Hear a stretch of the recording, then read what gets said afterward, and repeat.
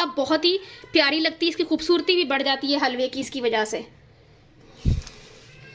ये देख लें जी, अच्छे से इसको हमने कर लिया है मिक्स।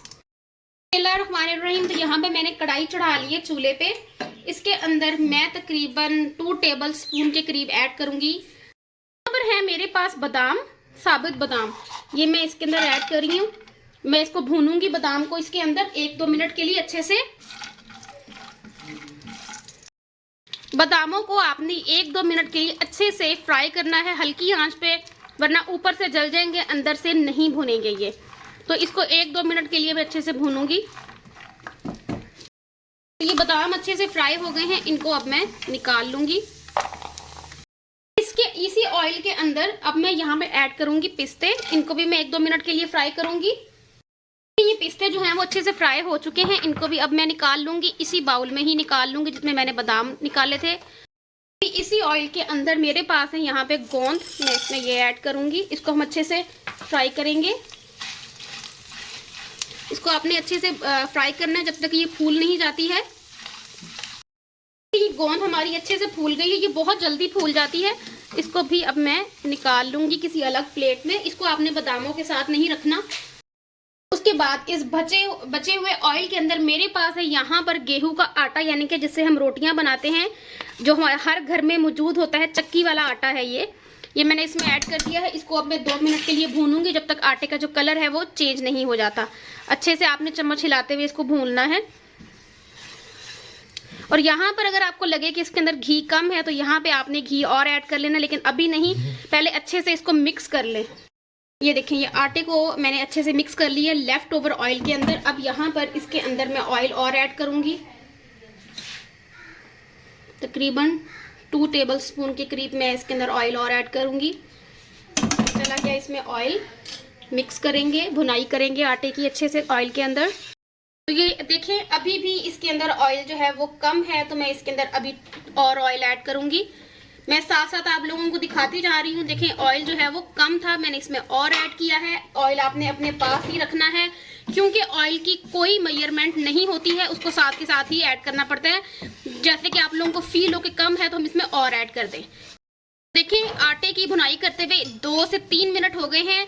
ये देखें, ऑयल अब अच्छे से इसके अंदर पूरा हो गया है, लेकिन अभी भी आपने ऑयल अपने पास ही रखना है, क्योंकि हम इसके अंदर ऐड करेंगे यहाँ पर ½ कप के करीब मेरे पास है यहाँ पर सूजी। मैं इसमें सूजी ऐड करूंगी। मिक्स करेंगे सूजी को हम आटे के साथ ही इसकी भुनाई करेंगे, तो अब फिर से जो है वो घी जो हमारा वो कम पड़ जाएगा, इसलिए आपने अपने पास ही रखना है घी को। यहाँ पर देखिए, मैंने आटे और सूजी को अच्छे से कर लिया है मिक्स, लेकिन अभी भी आपको नजर आ रहा है कि इसमें ऑयल कम है, इसलिए मैं इसके अंदर 1 टेबल स्पून के करीब और ऑयल ऐड करूंगी। इसलिए मैंने ऑयल को अपने पास ही रखा हुआ था। ये चला गया। मिक्स करेंगे और इसकी अब हम अच्छे से भुनाई करेंगे तकरीबन 3 से 4 मिनट, जब तक हमारा ये जो आटा है वो अच्छे से अपना कलर चेंज नहीं कर लेता। अब मैं इसकी अच्छे से भुनाई करूंगी, उसके बाद मैं आपको दिखाती हूँ।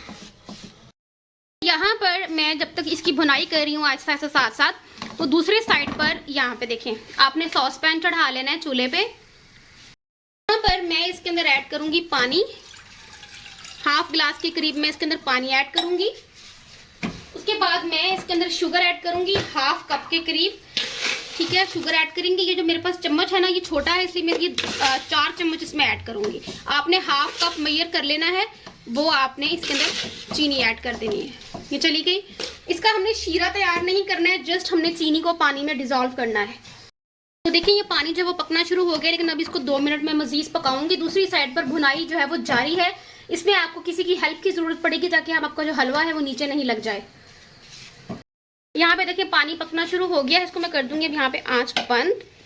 अब इस तरफ आ जाते हैं। ये देखिए, इसकी भुनाई करते हुए इसका कलर कितना प्यारा हो गया है। अब आपको यहाँ पर इस तरह का बीटर चाहिए होगा, साथ साथ आपने शीरा डालना है, साथ साथ आपने इसको मिक्स करते जाना है। डालते जाओ, डालते जाओ, डालते जाओ, डालते जाओ, डालते जाओ, सारा डाल दो। चलो बस मिक्स करना है। ये देखें, कितना जबरदस्त जो है हमारा वो हलवा जो है वो मिक्स हो गया है शुगर के अंदर। अब यहाँ पर हम अपनी चीज़ें इसमें ऐड करेंगे। यहाँ पर चीज़ें हैं जी इसमें, ये जो बादाम हमने वो किए थे वो इसमें हाफ ऐड करूँगी क्योंकि ये बहुत ज़्यादा हो गए हैं, सारे ही ऐड कर रही हूँ मैं इसमें। ये चलेगा इसके अंदर, मिक्स करेंगे अच्छे से।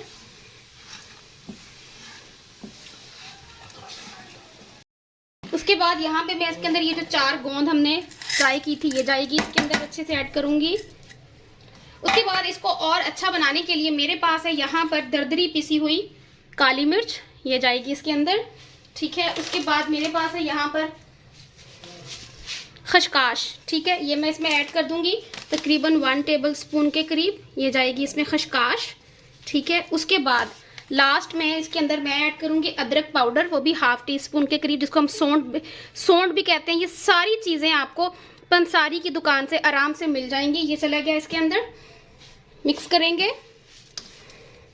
ग्रेट किया हुआ कोकोनट ये मैं इसके अंदर ऐड कर दूंगी, ये चला गया इसमें कोकोनट, मिक्स करेंगे अच्छे से। जो गिरी होती है ना, जो पंसारी की दुकान से आपको मिल जाती है, वो वाली गिरी है ये, ठीक है। ये आपने ले लेनी है, उसको आपने कद्दूकश के मदद से आपने इसको कद्दूकश कर लेना है, होता है। तो यहाँ पर देखें जी हमारा हलवा जो बनके तैयार हो चुका है। इसको आपने ज़रूर ट्राई करना है, या मैं आपको करीब करके दिखा देती हूँ इसको।